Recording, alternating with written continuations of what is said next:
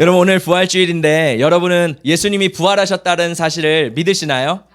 아멘. 어떤 사람이 만약에 왜 기독교만이 참 진리냐고 물어봤을 때 우리가 대답해야 되는 답은 왜냐하면 예수님께서 십자가에서 죽으시고 부활하셨기 때문입니다 라고 대답하는 게 정답인 거예요. 자, 왜냐하면 다른 종교를 보면 수많은 창시자나 수많은 신들이라고 불리는 사람들이 있습니다. 그런데 무함마드를 생각해 보세요. 이슬람이 믿는 무함마드의 이제 시체는 어디 있냐면 메디나라는 곳에 묻혀 있어요. 그렇죠? 죽고 끝이에요. 그럼 석가모니는 어떨까요? 불교의 그 석가모니도 죽고 끝났어요. 근데 우리 예수님은 달라요. 왜냐하면 예수님은 죽으셨지만 우리의 죄를 인하여 죽으셨지만 3일 후에 예수님은 부활하셨습니다. 그래서 예수님의 시체는 없어요. 예수님의 시신은 없어요. 할렐루야. 그래서 우리가 믿는 것은 뭐냐면 부활이라는 거예요. 이 부활 신앙을 믿는 게 굉장히 중요한데요. 많은 사람들이 예수님이 십자가에서 죽으셨다라는 사실은 쉽게 믿을 수 있어요. 왜냐하면 사람은 다 죽으니까. 그렇죠? 그런데 진짜 믿음이 요구되는 게 뭐냐면 예수님이 부활하셨다라는 사실이에요.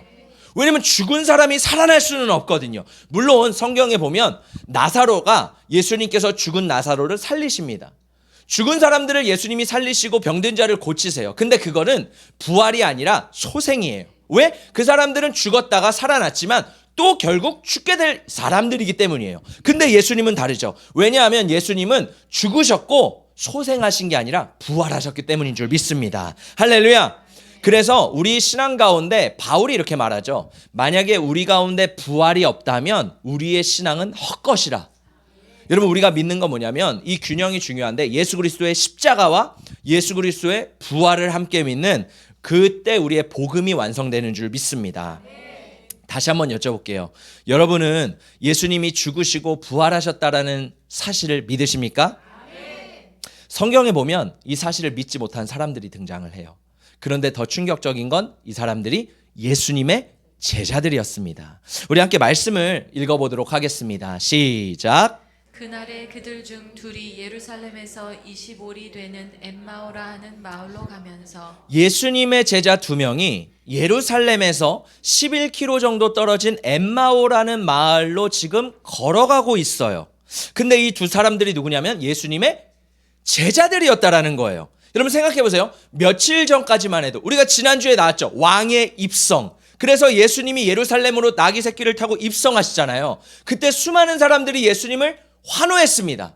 예수님의 이 두 명의 제자도 그 안에 있었을 거예요. 그러면서 와 대박이다. 우리 예수님이 왕이 되시면 뭐하지? 이러한 기대감에 부풀어 있었던 사람들이에요.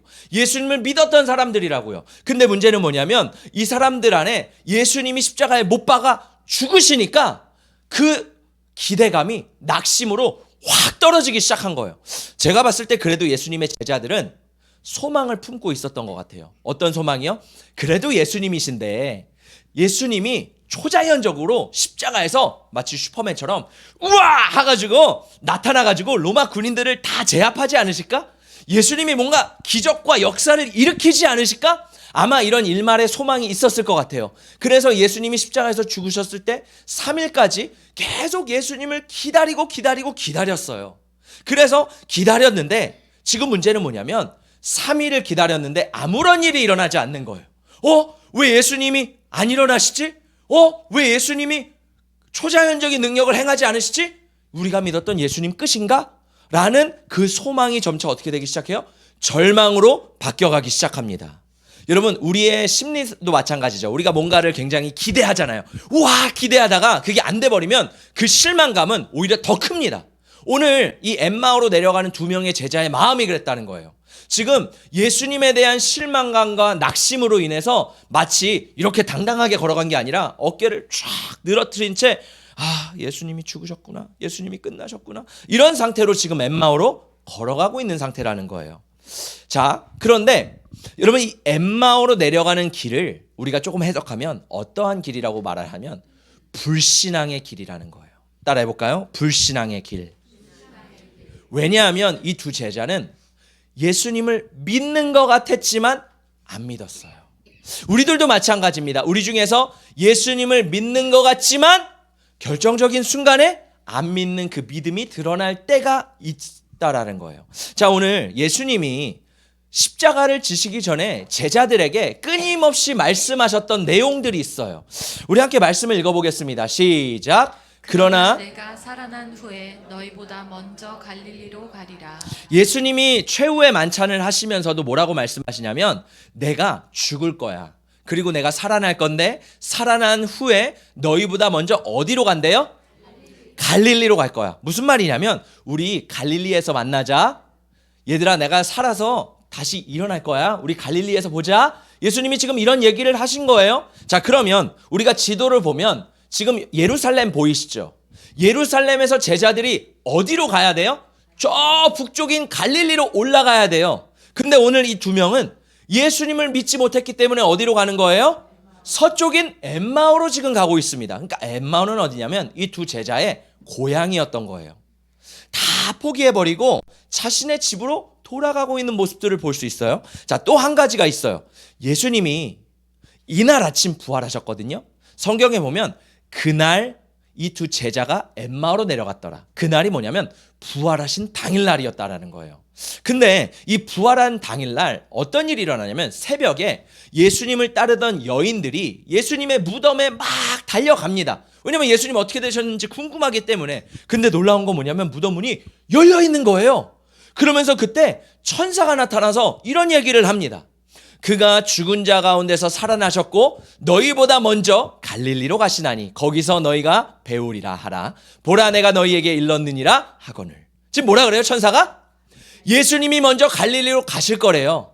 그리고 너희가 갈릴리에서 예수님 만날 거래요. 그리고 내가 너희에게 일렀느니라.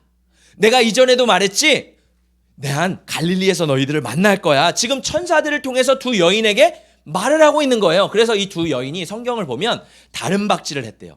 막 달려가서 예수님의 다른 제자들에게 예수님이 부활하신 사실과 예수님이 갈릴리에서 만나자고 한 사실을 막 전해주러 가는 거예요. 자, 근데 더 놀라워요. 가는 길에 이 예수님이 두 여인을 또 만나주세요. 우리 말씀 읽어보겠습니다. 시작. 이에 예수께서 이르시되 무서워하지 말라. 가서 내 형제들에게 갈릴리로 가라 하라. 거기서 나를 보리라 하시니라. 예수님이 가는 길에 나타나시더니 또 이 여인들에게 말씀하시는 거예요. 뭐예요? 갈릴리로 가라. 여러분, 지금 성경을 보면 끊임없이 부활하신 예수님이 천사들이 그 전에도 갈릴리에서 만나자고 했어요. 자, 그러면 지금 엠마오로 내려가는 이 두 제자는 예수님이 갈릴리로 간다라는 소식을 들었을까요? 아니면 못 듣고 그냥 내려가는 길일까요? 답이 양쪽이 다 있는 것 같아요. 우리 말씀을 읽어보겠습니다. 시작. 또한 우리 중에 어떤 여자들이 우리로 놀라게 하였으니 이는 그들이 새벽에 무덤에 갔다가 그의 시체는 보지 못하고 와서 그가 살아나셨다 하는 천사들의 나타남을 보았다 함이라. 또 우리와 함께한 자 중에 두어 사람이 무덤에 가 과연 여자들이 말한 바와 같음을 보았으나 예수는 보지 못하였느니라 하거늘. 이 내용이 뭐냐면 지금 엠마오로 가는 두 제자가 서로 이야기하는 내용이에요. 무슨 얘기를 하냐면 두 가지 얘기를 하는데 첫 번째는 어떤 여자들이 우리를 놀라게 했대요. 그날 새벽에 이 여인들이 예수님의 무덤에 갔는데 시체를 보지 못하고 예수님이 살아나셨다는 소식을 들었대요. 그러니까 지금 이 엠마오로 가는 두 제자는 그 여인들에게 그 이야기를 들었어요? 안 들었어요? 들었어요. 예수님이 부활하셨다는 소식을 들었어요. 그리고 두 번째로 뭐라 그러냐면 두어 사람이 무덤에 가 진짜로 이 여자들이 한 게 맞나 확인을 했는데 맞았대요. 예수님을 보지 못했대요. 요한복음에 보면 이 두어 제자가 누구예요? 베드로와 요한이 막 다름질하잖아요. 그래서 베드로가 뭐라 그래요? 막 요한이 뭐라 그래요? 막 우리가 달리기 경쟁을 해가지고 예수님 무덤에 막 찾아갔다. 근데 예수님이 없었다. 이런 얘기를 하잖아요. 지금 엠마오로 가는 두 제자는 여인들에게 또 베드로와 요한에게 예수님이 부활하셨다라는 소식을 들었다라는 거예요. 할렐루야. 뭐예요? 예수님이 부활하셨고 예수님이 갈릴리로 가신다. 이 소식을 분명히 들었음에도 불구하고 이들은 실망감에 빠져 다시 엠마오로 갑니다. 여러분, 그러니까 우리가 이 말씀을 통해서 볼 수 있는 건 뭐냐면 지식이나 정보가 부족해서가 아니라 이들은 뭐가 없었기 때문에요? 믿음이 없었다는 거예요. 우리가 성경 지식이 많을 수 있습니다. 하나님에 대해 많이 알 수 있습니다. 그런데 그거보다 더 중요한 건 뭐라는 거예요? 믿음이라는 거예요. 이 예수님의 제자들은 사실 예수님이 부활하실 거라는 이야기를 수차례 들었지만 예수님을 믿지는 않았다는 거예요. 이들의 믿음은 어디에 머물러 있었을까요? 십자가에 머물러 있었습니다. 뭐예요? 예수님이 나를 위해 십자가에서 죽으셨지만 거기서 끝이에요. 믿어지지가 않는 거예요. 부활이 믿어지지가 않는 거예요. 여러분, 우리는 어떤가요? 우리가 많은 사람들이 십자가의 죽음은 쉽게 믿어져요. 그렇죠? 모든 사람들이 죽으니까. 그리고 교회에서도 많이 강조하죠. 예수님의 십자가, 예수님의 고난, 예수님의 죽음. 그런데 많이 우리가 불균형적인 건 뭐냐면 부활, 예수님이 다시 사셨다. 그 부활하신 예수님이 내 안에 사신다. 이러한 진리가 굉장히 부족한 시대를 살아가고 있는 것 같습니다.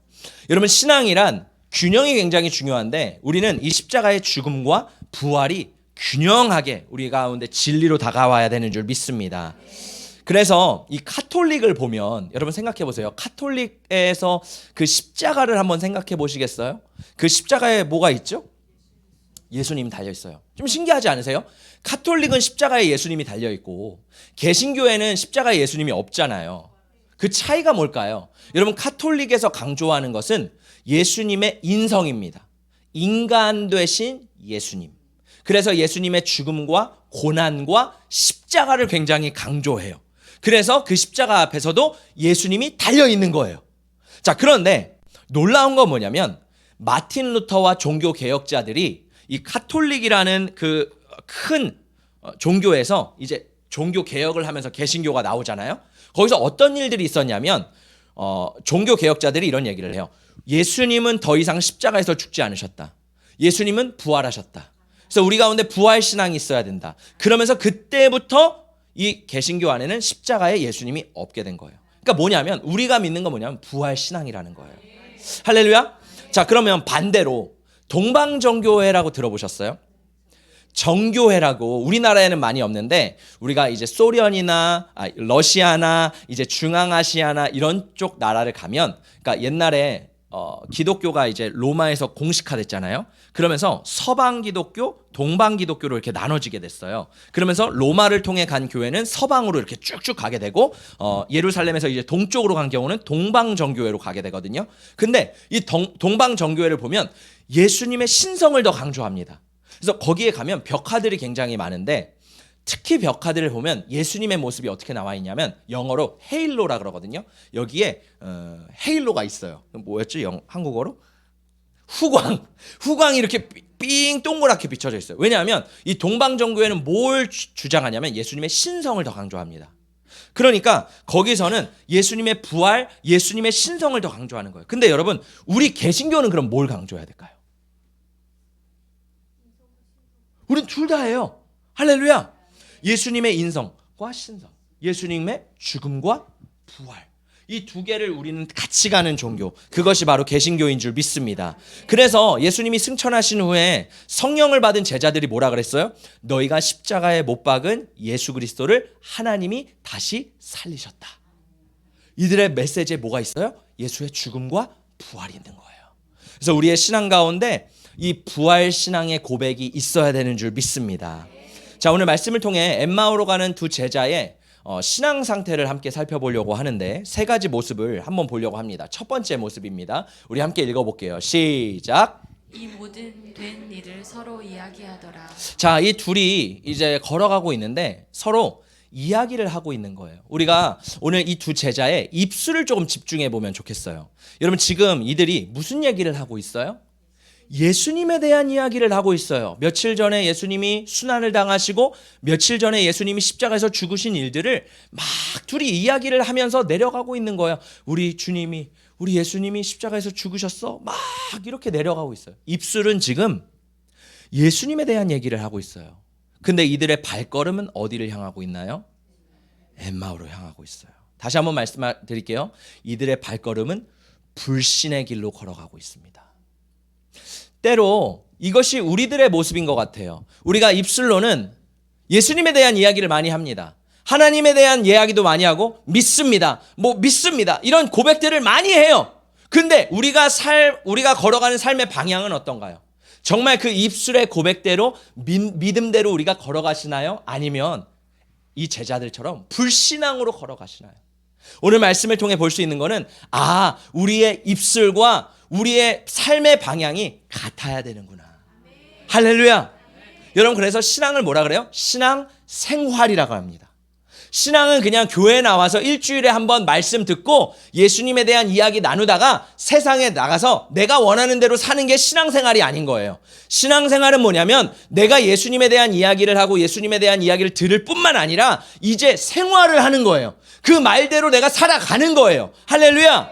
그것이 바로 신앙생활이라는 거예요. 근데 우리는 많은 경우 교회에서 이거를 어쩌면 교회에서는 잘 가르쳤을 수 있지만 내가 그것을 잘 습득하지 않은 것 같아요. 그래서 우리는 많은 경우 어떻게 해요? 신앙과 생활이 분리되어 있습니다. 교회는 거룩하지만 세상에 나가면 내가 원하는 대로 살고, 마치 엠마오의 제자들처럼요. 근데 오늘 말씀에서 말하는 거예요. 신앙은 생활이다. 할렐루야. 입술과 우리의 발걸음이 일치해야 되는 줄 믿습니다. 입술과 우리의 삶의 방향이 일치해야 되는 줄 믿습니다. 자, 두 번째는 우리가 주목해 보고 싶은 거는 이들의 눈입니다. 우리 함께 말씀을 읽어볼게요. 시작. 그들이 서로 이야기하며 문의할 때 예수께서 가까이 이르러 그들과 동행하시나 그들의 눈이 가리어져서 그인 줄 알아보지 못하거늘. 이 두 명의 눈을 주목해 볼까요? 지금 눈이 어떻게 돼 있대요? 눈이 가리워져 있대요. 지금 원래 둘이 걸어가다가 그림에 보시면 예수님이 합류를 하셨어요. 예수님이 같이 이제 세 명이 돼서 걸어가고 있는데 오늘 말씀에 눈이 가리워져서 예수님인 줄 알아보지 못했다라는 거예요. 여러분, 우리 신앙생활 중에서 예수님이 나와 함께 하십니다. 중요한 건 불신앙의 길을 걸어가고 있을지라도 예수님은 우리와 함께 하시대요.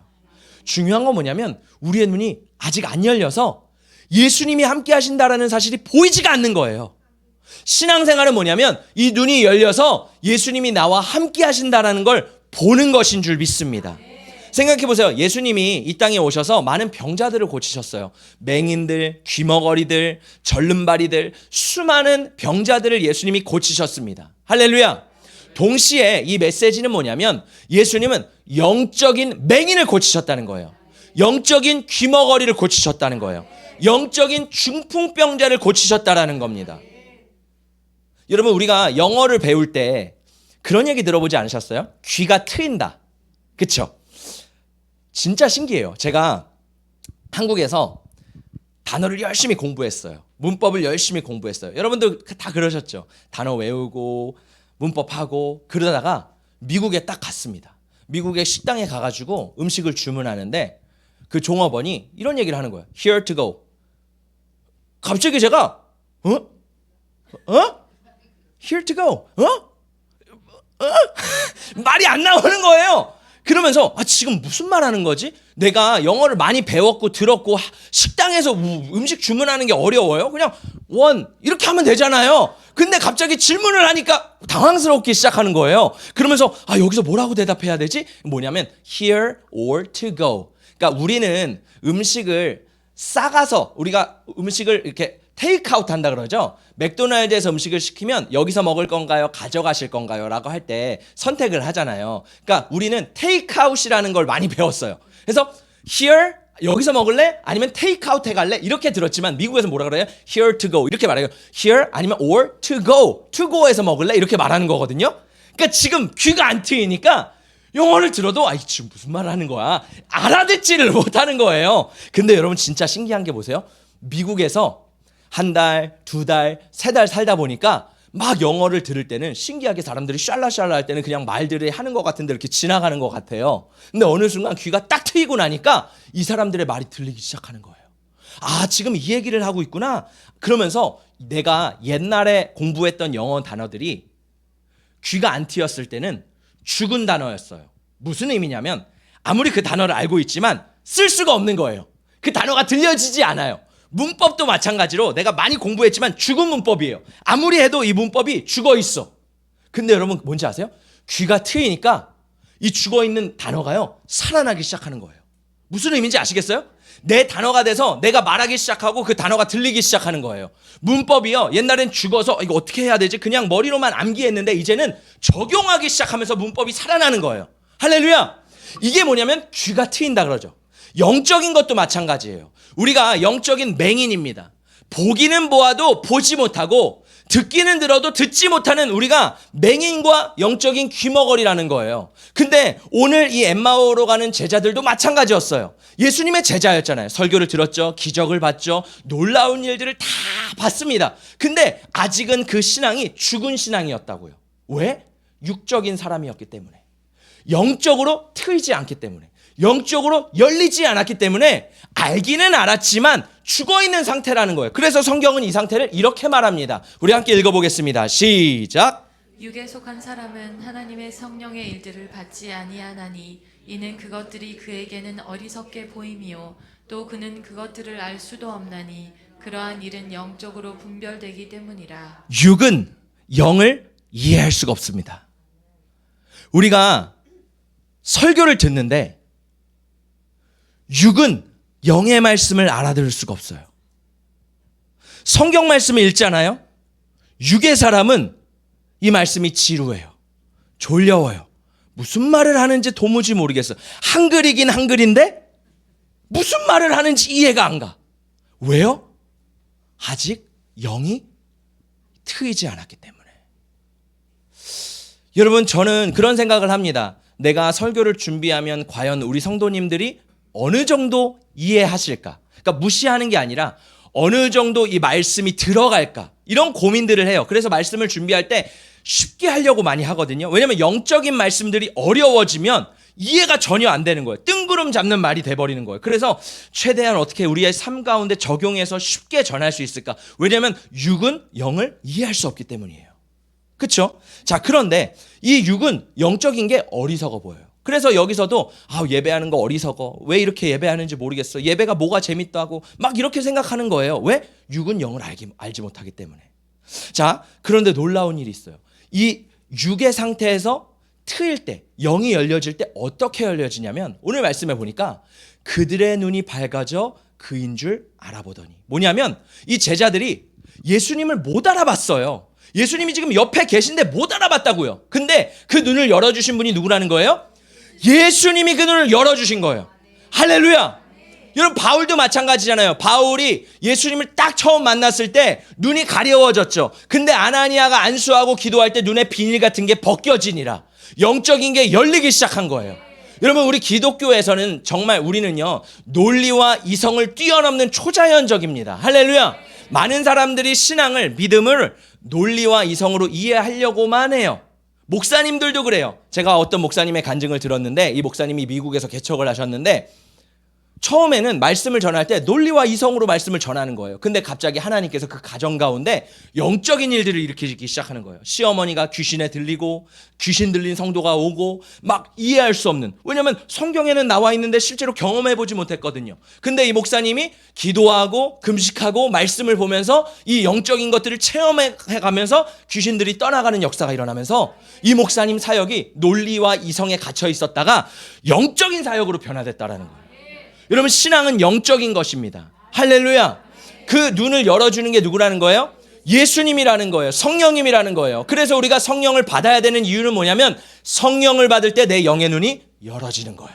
그래서 육적인 사람이 영의 것이 그래서 이거구나 깨달아지는 역사가 있기를 예수님의 이름으로 축복합니다. 성령님이 하시는 사역이 어떤 사역이냐면 이렇게 말하고 있습니다. 그러나 진리의 성령이 오시면 그가 너희를 모든 진리 가운데로 인도하시리니 그가 스스로 말하지 않고 오직 들은 것을 말하며 장래일을 너희에게 알리시리라. 무슨 말이냐면 성령님이 우리 안에 오시면 진리로 인도하신다라는 거예요. 무엇이 진리인지 영적인 것을 깨닫게 하신다는 거예요. 성령님은 우리 안에서 깨닫게 하시는 영이신 줄 믿습니다.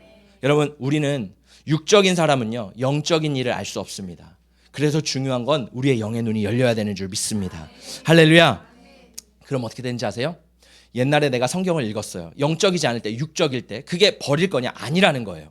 내가 옛날에 읽었던 성경 말씀들, 내가 들었던 설교 말씀들, 내 안에 있는 정보와 지식들이 필요해요. 근데 내가 아까 영어의 귀가 딱 트이는 것처럼 성령이 내 안에 부어져서 영안이 열리면 말씀들이요 퍼즐처럼 쫙쫙쫙 꿰뚫어지고 맞춰지는 거예요. 아마 이런 경험을 해보신 분들이 계실 거예요. 할렐루야. 이러한 역사가 우리 가운데 있기를 예수님의 이름으로 축복합니다. 저도 예전에 성경을 많이 읽었거든요. 근데 그냥 그때는 이거 무슨 말이지? 도대체 모르겠는 거예요. 근데 어느 순간 성령이 마시니까 이게 이 말씀이구나. 이 말씀이구나. 성령님이 내 안에서 그 진리를 가르쳐주기 시작하는 거예요. 이런 놀라운 역사가 있기를 예수님의 이름으로 축복합니다. 세 번째는 뭐냐면 이들의 영적인 상태입니다. 우리 함께 말씀 읽어보겠습니다. 시작. 이르시되 미련하고 선지자들이 말한 모든 것을 마음에 더디 믿는 자들이여. 지금 엠마오로 내려가는 있는 두 제자에게 예수님 뭐라고 말씀하세요? 너희의 믿음이 마음이 더디대요. 미련하대요. 한마디로 말하면 너네 지금 믿음이 하나도 없어. 여러분 예수님이 지금 이렇게 말씀하세요. 미련하고 마음에 더디 믿는 자들이요. 그러니까 한때는 믿음이 있었지만 지금은 믿음이 없는 거예요. 그리고 32절에 보면 이렇게 말해요. 예수님이 성경을 풀어주실 때 우리 마음이 뜨겁지 아니하냐. 그러니까 지금 예수님이 말씀을 풀어주실 때는 마음이 뜨거웠어요. 그럼 지금은 어떻다는 거예요? 차가워. 마음이 너무 차가워. 마음이 냉랭한 거예요. 믿음이 아예 없으니까 예수님이 이건 뭐건 아무것도 상관없어요. 혹시 여러분 그런 분 계십니까? 마음이 냉랭해요. 믿음이 하나도 없어요. 그리고 예수님이 성경을 풀어주셨대요. 그러니까 이후에는 예수님이 성경을 풀어주셔서 마음이 뜨거워졌는데 지금은 어떻다는 거예요? 성경이 닫혀져 있어요. 말씀이 안 보여요. 말씀이 이해가 안 돼요. 지금 이 제자들의 상태가 어때요? 마음이 차갑고 식어지고 말씀이 닫혀져 있는 상태입니다. 자, 그런데 여러분 감사한 건 뭔지 아세요? 예수님이요. 이런 제자들을 버려두지 않으시고 사실 예수님은 어디로 가셔야 돼요? 갈릴리로 가셔야 돼요. 근데 예수님 갈릴리로 가지 않으시고 어디로 가신대요? 이 두 제자를 만나기 위해 엠마오로 내려가셨다는 거예요. 우리도 마찬가지입니다. 여러분 우리가 말씀이 깨달아지지가 않아요. 믿음이 없을 때도 있어요. 마음이 차가워질 때도 있어요. 근데 예수님은 어떻다는 거예요? 우리를 절대로 내버려두지 않으신대요. 예수님은요 우리와 함께 하신대요. 다만 내 눈이 가려져서 예수님이 안 보이는 걸 뿐이지 예수님은 나와 함께 하시는 줄 믿습니다. 왜? 예수님은 잃어버린 한 마리를 찾아 나서시는 분이세요. 베드로도 마찬가지죠. 베드로가 예수님 따라가겠습니다 하는데 결국 예수님 부인해서 갈릴리로 가긴 하는데 갈릴리 바다로 가요. 그래서 뭘 하냐면 물고기를 잡습니다. 낙심하고 좌절한 베드로. 예수님을 배신한 베드로. 근데 예수님이 그 베드로를 저 배신자 이렇게 하고 버려두셨을까요? 아니에요.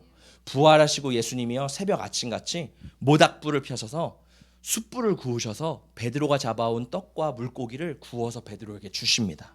그리고 베드로에게 뭐라고 말씀하세요? 내가 나를 사랑하느냐. 3번 물어보신 후에 베드로의 영적 상태를 회복해 주세요. 여러분 예수님은 어떤 분이시냐면 우리의 영적 상태를 회복해 주기를 원하시는 하나님이신 줄 믿습니다. 할렐루야.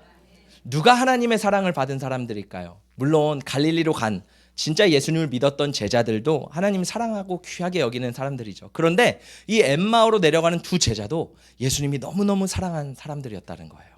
예수님의 발걸음을 멈춰 다른 길로 이 제자들을 만나기 위해 친히 가신 정말 예수님의 사랑을 입은 자들. 혹시 우리 중에 마음이 식어진 분들이 계십니까?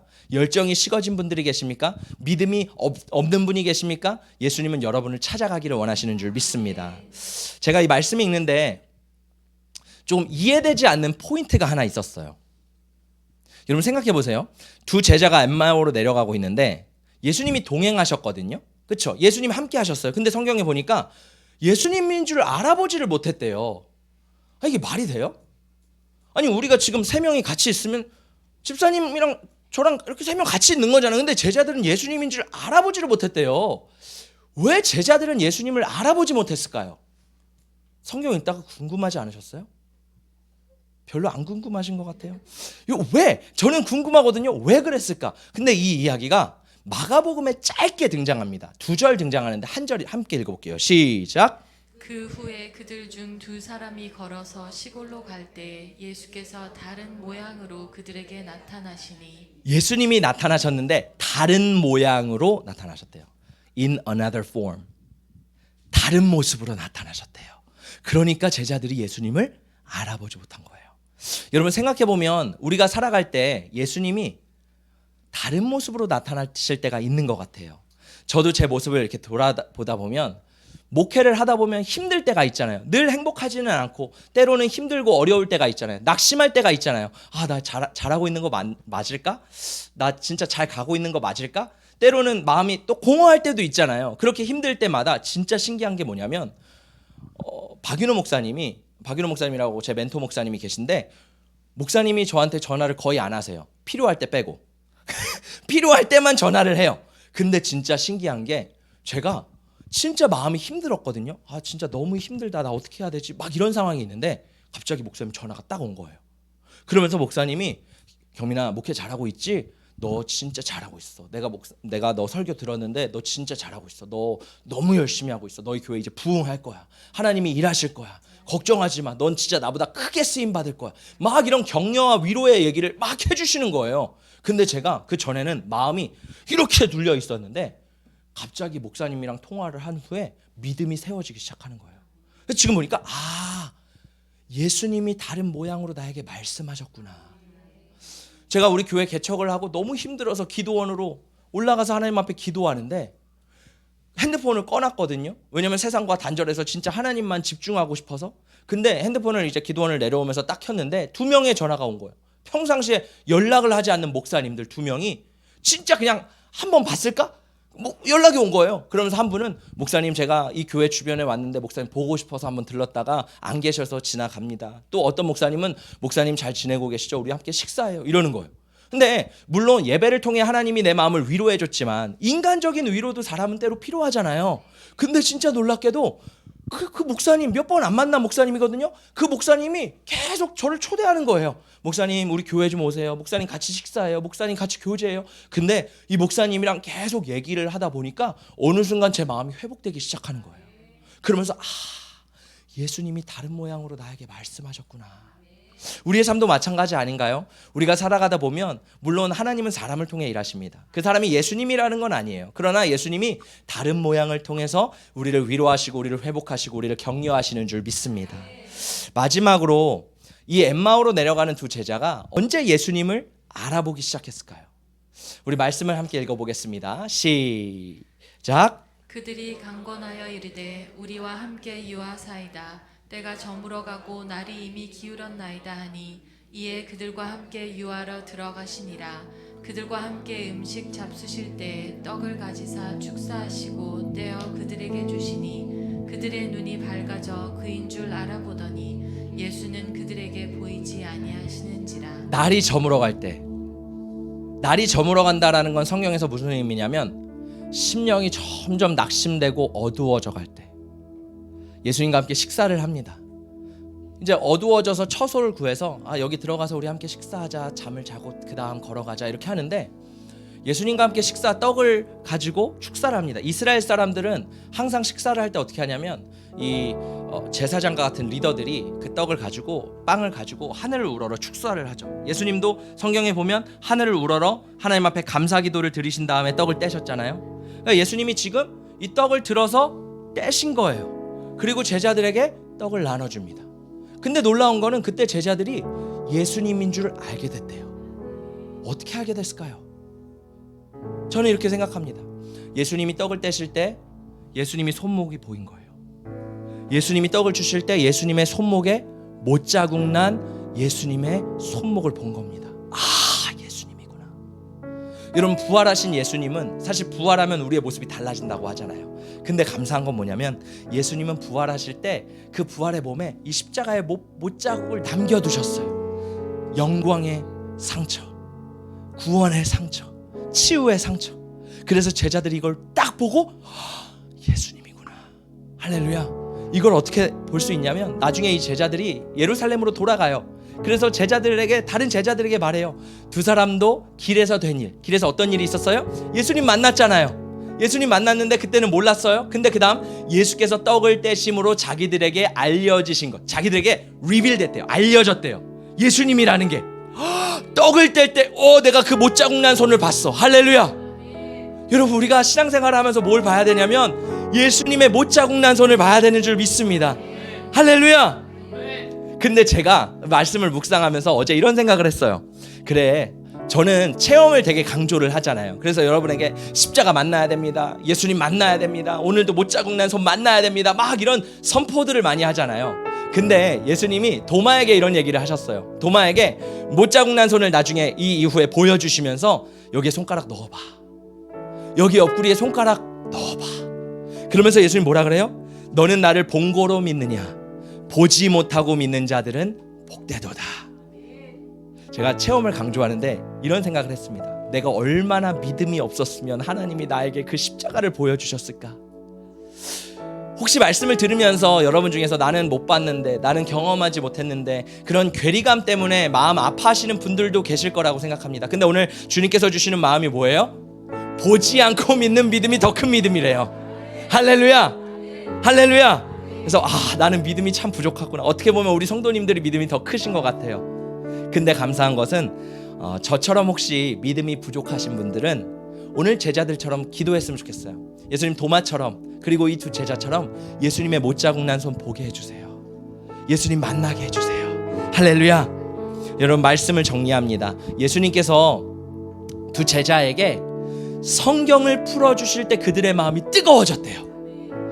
우리의 입술, 우리의 눈, 우리의 영적 상태가 다시 한번 뜨거워지기를 축복합니다. 우리의 입술이 신앙과 일치되기를 축복합니다. 우리의 닫혀진 영적인 눈들이 열어지기를 축복합니다. 우리의 영적인 차갑고 미지근했던 영적 상태가 다시 한번 뜨거워지는 역사가 일어나기를 예수님의 이름으로 축복합니다.